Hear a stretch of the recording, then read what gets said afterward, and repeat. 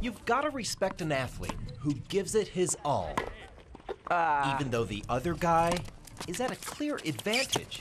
He's usually a pretty tough opponent. 17-year-old Caleb Vanderweide It's you, Alex. doesn't let spina bifida stop him from rolling with the rest of the Lakeshore High School tennis team. It's just really awesome to see him. And for me, the best part is he gets to represent his school.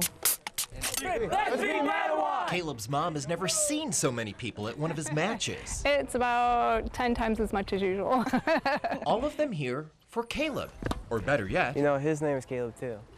Caleb's. Good, how you doing, Jansen? Caleb Jansen, the sophomore from Matawan High School near Kalamazoo. Both of them. Yeah.